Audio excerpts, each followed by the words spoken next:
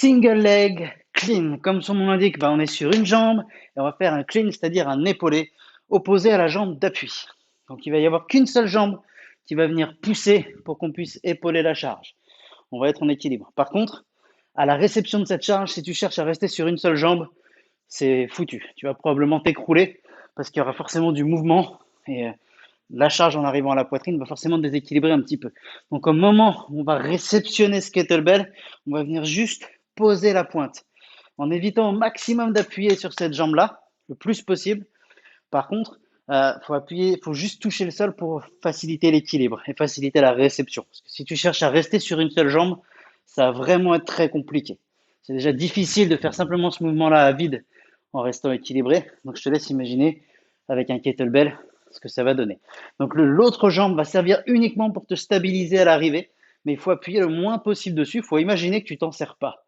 C'est juste que tu vas quand même avoir besoin de t'en servir un tout petit peu. La jambe d'appui à côté du kettlebell. Le kettlebell, il peut être vraiment perpendiculaire à ton pied, enfin la hanche peut être perpendiculaire à ton pied ou légèrement orienté, enfin légèrement incliné, légèrement tourné. Moi, je l'ai tourné un tout petit peu parce que je vais avoir une meilleure prise comme ça que si je tournais complètement ma main. En fait, c'est vraiment une question de feeling, ça, c'est pas très important. Par contre, il faut que le kettlebell soit vraiment près de ton pied. L'autre jambe, elle est libre au départ. Elle ne peut toucher le sol qu'à la réception à la poitrine.